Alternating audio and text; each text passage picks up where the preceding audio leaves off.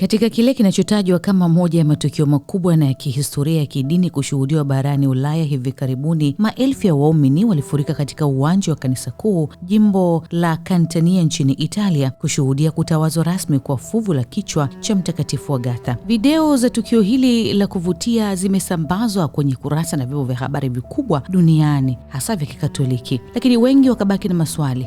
Tukio hili ni nini na kwa nini alionekana akibusu masalia ya mtakatifu huyo? Tukio hili linatajwa kuashiria kilele cha maadhimisho ya jubilei ya miaka 900 tangu masalia haya ya bikira na shahidi huyu yaliporejeshwa nyumbani kutoka Constantinople mnamo Agosti 17 mwaka 1126. Kulingana na taarifa za Vatican, ibada hiyo adhimu ya kiliturujia iliongozwa na Kardinali Pietro Parolin, katibu wa jimbo la Vatican, ambaye aliteuliwa na Baba Mtakatifu Leo 14 kama mjumbe maalum wa Papa kwa ajili ya sherehe hizo za kipekee. Wakati wa ibada hiyo iliyofanyika tarehe 17 Agosti, fuvu la kichwa cha Mtakatifu Agatha ilitolewa hadharani kwa ajili ya kupewa heshima na waumini. Baadaye, kabla ya kurudishwa ndani ya sanamu yake maarufu ya dhahabu ya fedha, Kardinali Parolin alitawaza masalia hayo kwa kuivika sanamu hiyo taji la kifalme la dhahabu mbele ya umati uliofurika kwa hisia, wakiwa na furaha na vifijo.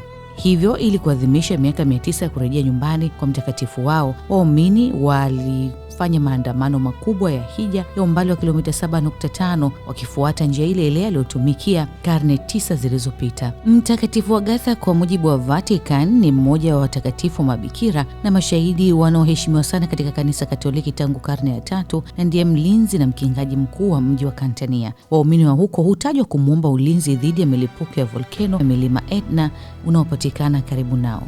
Kwa mujibu wa Vatican pia, sanamu yake yenyewe ilitengenezwa kwa fedha na dhahabu mnamo mwaka 1376 na msanii mashuhuri wa Kiitaliano Giovanni di Bartolo. Katika kipindi cha karne ya 7 zilizopita, wafalme, malkia, mapapa na waamini wa kawaida wamekuwa wakipachika vitu vya thamani juu ya sanamu hiyo kama ishara ya shukrani kwa miujiza walioipokea. Zaidi ya vitu 300 vya thamani vipo kwenye sanamu hiyo. Sanamu hiyo imefunikwa kabisa na safu kubwa ya mapambo kiasi kwamba vazi la fedha lililo chini halionekani kwa urahisi, ikiwa na mamia ya almasi, lulu, zumaridi na vitu vingine vya thamani. Kifuani mwa sanamu hiyo kuna msalaba mkubwa wa dhahabu uliopambwa kwa vitu vya thamani sana, uliozawadiwa na viongozi wakuu wa kanisa hapo kale. Lakini ripoti zinasema kando na taji la mfalme Richard the Lionheart, sanamu hiyo imevikwa zawadi nyingine ya kihistoria, ikiwemo mkufu wa malkia Margherita. Malkia Margherita, ambaye ni malkia wa zamani wa Italia, alitoa mkufu wa dhahabu na lulu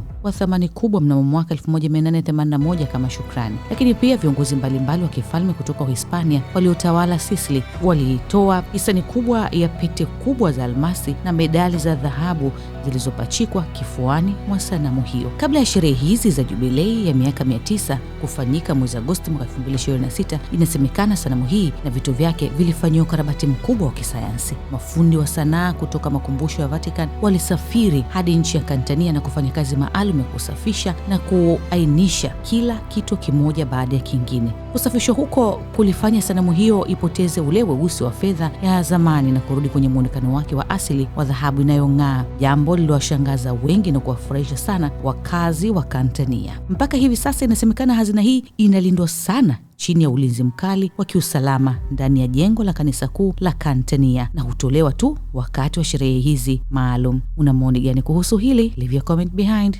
Naitwa Regina Baltazari.